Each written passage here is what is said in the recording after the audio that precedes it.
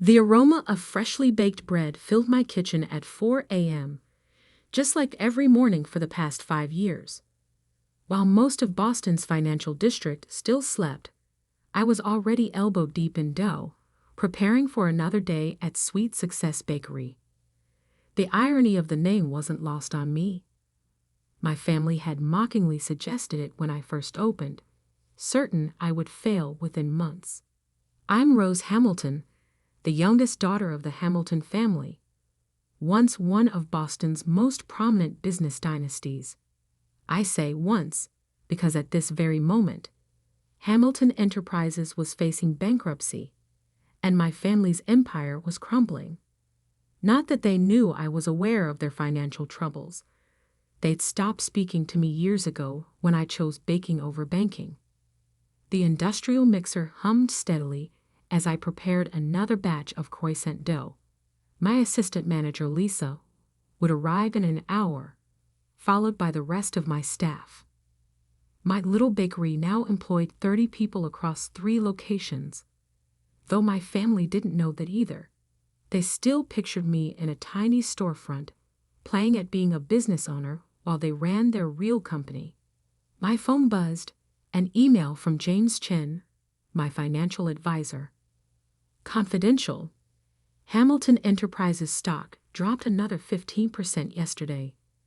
They'll have to declare bankruptcy by end of week, unless they find a buyer. Shall we proceed as discussed? I smiled, remembering the last family dinner I'd attended 5 years ago. It was the night I announced I was leaving my position as junior financial analyst at Hamilton Enterprises to open a bakery. A bakery. My older sister Catherine had laughed, nearly choking on her wine. What a waste of your business degree. Really, Rose? My father sighed, looking disappointed as usual. This is beneath you, beneath this family. My mother simply shook her head, while my brother Alexander, the CEO of Hamilton Enterprises, smirked. Well, when your little hobby fails, don't come crying to us for a job. I had walked out that night and never looked back. What they didn't know was that I'd seen the warning signs even then. Questionable accounting practices, risky investments, Alexander's increasing desperation to maintain the appearance of success. I had tried to warn them, but who would listen to the baby of the family who just wanted to bake cookies? So I had quietly built my own empire while theirs began to crack. Sweet Success wasn't just a bakery. It was the flagship of Sweet Success Enterprises, a corporation that now included a wholesale business supplying high-end restaurants, a cooking school, and a line of specialty baking ingredients sold in stores across New England. Last year's revenue, $22 million. But on paper, everything was hidden under shell companies and different names. To the world, and my family, I was just the owner of a modest bakery chain. The bell above the back door chimed as Lisa arrived. Morning, boss. Ready for another busy day? I wiped flour from my hands and checked my phone one more time. Another email, this one from my lawyer. All paperwork in place. Ready to move whenever you give the word. More than ready, I replied to Lisa, thinking of the meeting I knew was coming. Soon, my family would have no choice but to turn to the one person they had underestimated all these years. The morning rush kept us busy, as usual. Executives from nearby financial firms lined up for our famous almond croissants and fresh brewed coffee. Several faces I recognized from Hamilton Enterprises.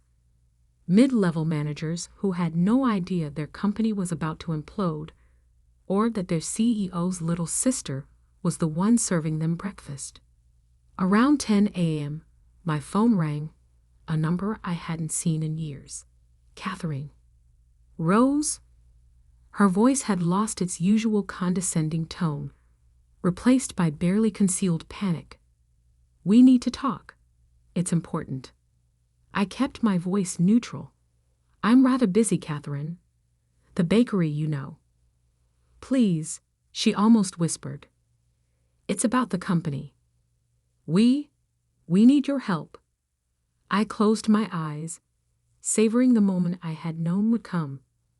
I have a meeting with my wholesale suppliers at 2 p.m. I could meet you at 4. Thank you, she breathed. The company office? No, I said firmly. My office, above the bakery. There was a pause. I could almost hear her swallowing her pride. Fine, we'll be there. After hanging up, I called James. They're coming? Is everything ready? All set, he confirmed. I've prepared all the documentation showing exactly how Alex mismanaged the company. The board is already secretly on board with our plan. They just need your family to agree. I thanked him and went back to work, losing myself in the rhythm of baking. People often asked why I still worked in the kitchen when I could afford to step back.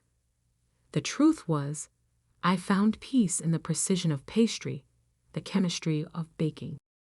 While Alexander had played with numbers to make failures look like successes, I had built something real, something people could taste and touch and enjoy.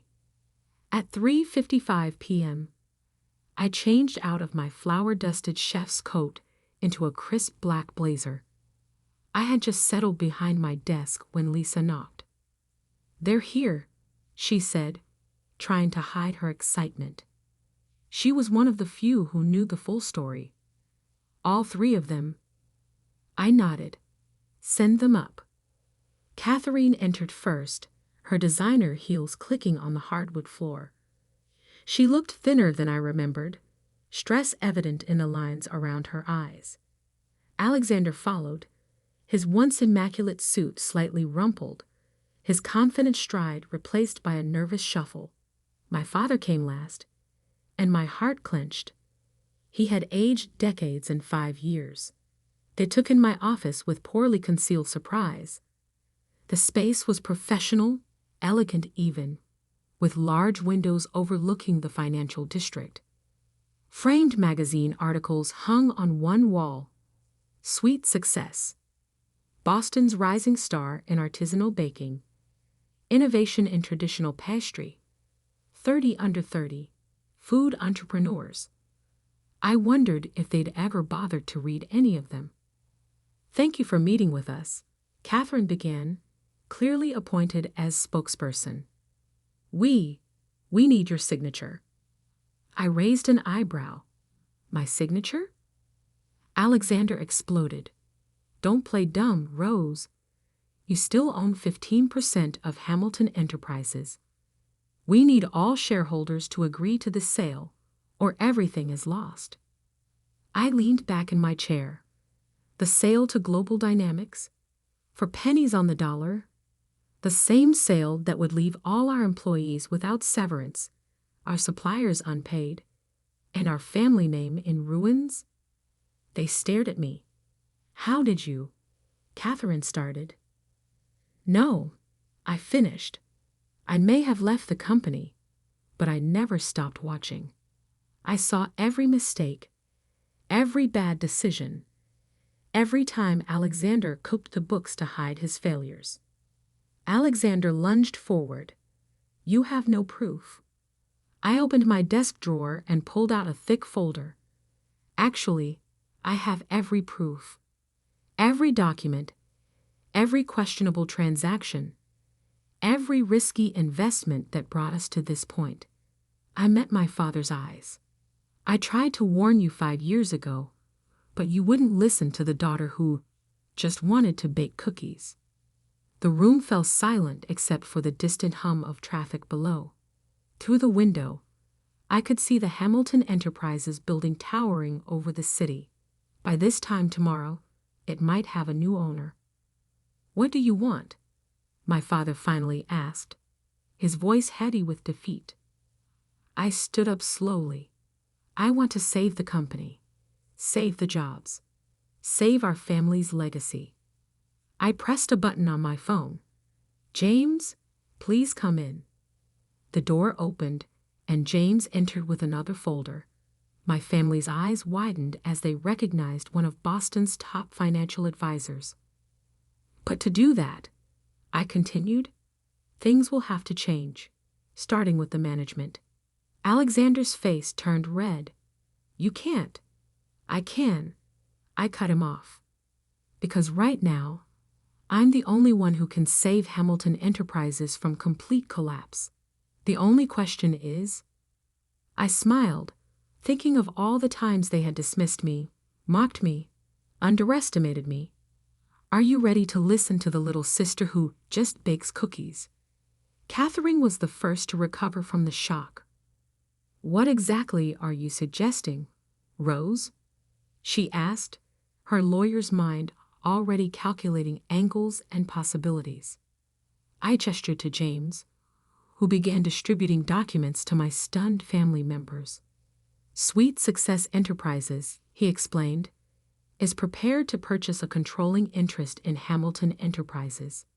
The offer is significantly higher than Global Dynamics and includes provisions to protect all current employees and suppliers.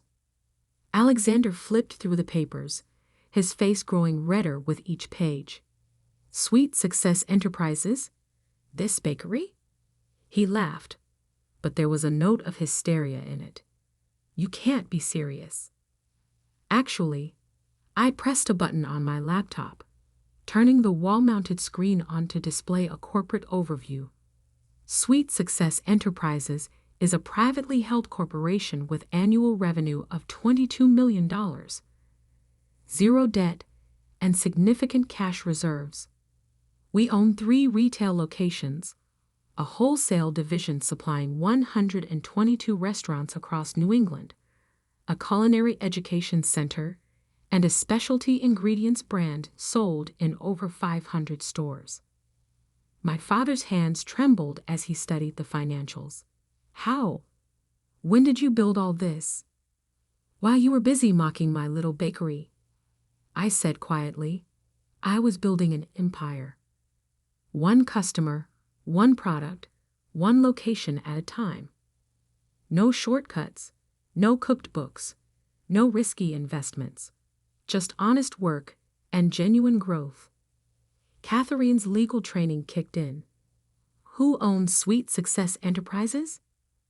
I do, I replied simply, through a series of holding companies that kept my name off any public documents. I wanted to succeed or fail on my own merits, not the Hamilton name. Alexander slammed his hand on my desk. This is ridiculous. You're trying to steal my company. Your company? I stood up slowly. The company you drove into the ground. The company where 300 people might lose their jobs because of your mismanagement? That company? James cleared his throat. The board has already been briefed on our proposal. They're quite enthusiastic about it. He went behind my back to the board. Alexander's face turned purple. No, Alex. The board came to us.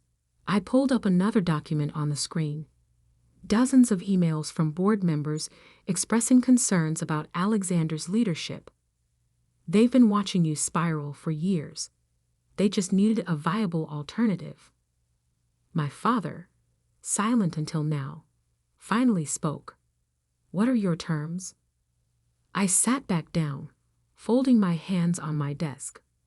Sweet Success Enterprises will purchase a 60% stake in Hamilton Enterprises at $42 per share, more than double what Global Dynamics offered. All current employees keep their jobs, all supplier contracts are honored, and the Hamilton name stays on the building. And what about us? Catherine asked. You and Dad can keep your current positions with some oversight. As for Alexander, I met my brother's furious gaze. He resigns, effective immediately, with a generous severance package and agreement to never serve as an officer in any Hamilton company again. You can't do this to me, Alexander shouted. I'm the CEO, the eldest son. Being born first doesn't make you a good leader, Alex. I said firmly. Your decisions have brought us to this point. The only question now is whether you want to leave with dignity and wealth or face criminal charges for financial fraud. The room fell silent except for Alexander's heady breathing. Catherine studied the offer documents with her lawyer's eye, while my father seemed to age another decade in his chair. The board meeting is tomorrow at 9 a.m., James added. They'll vote on either this proposal or bankruptcy. Those are the only options left. My father stood up suddenly. I need to make some calls. Of course. I gestured to a private office adjacent to mine. Use my conference room. As he walked out, I saw him glance at the magazine covers on my wall, really seeing them for the first time. His expression was unreadable. Catherine followed him, already on her phone, likely calling other shareholders. Alexander remained, staring at me with a mixture of hatred and disbelief. How long have you been planning this? He demanded. I haven't been planning anything, Alex. I've been building my own successful company while watching you destroy ours. The only difference is, I learned from Mom and Dad's real legacy. What legacy? He scoffed. Hard work, integrity, creating actual value instead of just moving numbers around. I stood up and walked to the window, looking out at the city we both loved. Did you know Mom started Hamilton Enterprises in our garage? Dad was still teaching high school then. They built it from nothing, one client at a time, just like I built Sweet Success. And now you're going to destroy everything they built. I turned back to him. No, Alex, I'm going to save it. From you. The next 12 hours passed in a blur of lawyers, documents, and negotiations. My father emerged from countless phone calls, looking exhausted but resigned. Catherine's legal expertise actually proved helpful as we hammered out the final details. Alexander alternated between rage and desperate bargaining, but in the end, faced with the choice between a generous exit package and potential criminal charges, he signed the resignation papers. At 9 a.m. sharp the next morning, I walked into the Hamilton Enterprises boardroom for the first time in 5 years. The same boardroom where I'd been patronized and dismissed as the baby of the family who didn't understand real business. The vote was unanimous. By 10 a.m., the press release went out. Hamilton Enterprises announces merger with Sweet Success Enterprises.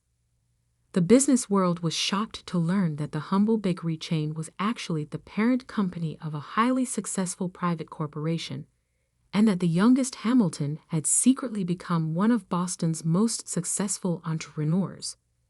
CNBC ran the headline, Cookie Queen Saves Family Empire. Bloomberg went with Sweet Success, How a Bakery Bought a Banking Giant. The Wall Street Journal's was my favorite. Rising Dough. Hamilton Scion transforms from black sheep to white knight. The following weeks were intense.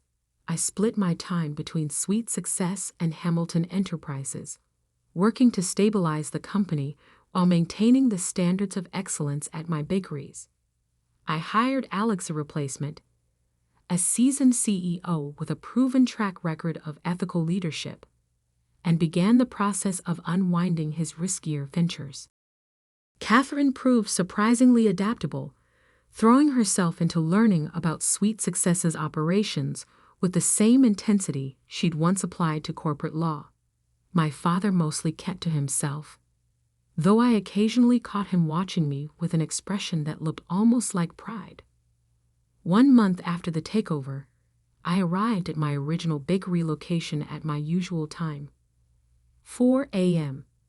Some habits don't change, even when you're running 2 companies. I needed the peace of those early morning hours, the simple pleasure of creating something with my own hands. I was elbow deep in bread dough when I heard the door open. Turning, I found my father standing awkwardly in the kitchen, looking out of place in his expensive suit. "Dad, what are you doing here so early?" He stepped forward, inhaling deeply. "It smells like Mom's kitchen," he said softly. "Remember how she used to bake every Sunday?" I nodded, unexpected tears pricking my eyes. Mom had died when I was in college, before I discovered my passion for baking. But those Sunday mornings, watching her create incredible pastries while explaining the chemistry behind them, had clearly influenced me more than I'd realized. "I never told you," Dad continued, "but she always said you were just like her. She saw something in you, a blend of creativity and business sense that reminded her of herself." He picked up one of our signature almond croissants. "She would have loved this place." "Dad, no, let me finish." He set the croissant down carefully. "I was wrong, Rose. We all were. We were so focused on maintaining the appearance of success that we forgot what real success looks like." He gestured around the busy kitchen. "This is real. What you've built is real. And," he swallowed hard, "I'm proud of you." I wiped my flour-covered hands on my apron and hugged him, not caring about his expensive suit. For a moment, we were just father and daughter, surrounded by the smell of fresh bread and new beginnings. The next few months saw both companies flourish. Hamilton Enterprises' stock price recovered as confidence returned to the market. Sweet Success opened 2 new locations and launched a cookbook that became an instant bestseller. Catherine now runs our legal department, bringing her expertise to bear protecting both companies' interests. My father serves as an advisor, though he's mostly retired, focusing on teaching business ethics at local colleges. An ironic twist that's not lost on anyone. Alexander? Last I heard, he moved to Florida and opened a jet ski rental company. Some people never learn. As for me, I still start every day in the kitchen at 4 a.m., even though I could afford to never work another day in my life. Because success isn't just about money or power or proving people wrong. It's about staying true to yourself, building something real, and remembering where you came from. Every morning, as I knead dough and check the ovens, I think about how far I've come from that family dinner 5 years ago. The little bakery they mocked has become the foundation of an empire, but more importantly, it's become a testament to the power of believing in yourself, even when no one else does. The original recipe for our signature almond croissants hangs framed in my office now, right next to the merger documents that saved Hamilton Enterprises. 2 different kinds of success, both equally sweet. Last week, a young woman came into the bakery, clearly nervous. She told me she was leaving her corporate job to open a small cafe, and her family thought she was crazy. Could I give her any advice? I smiled, thinking of all the twists and turns that had brought me to this moment. "Follow your passion," I told her, "but never forget your business sense. Success is like baking. It takes the right ingredients, careful measurement, perfect timing, and most importantly, patience." Then I gave her my card, my real card, the one with both company logos on it. Her eyes widened as she realized who I was.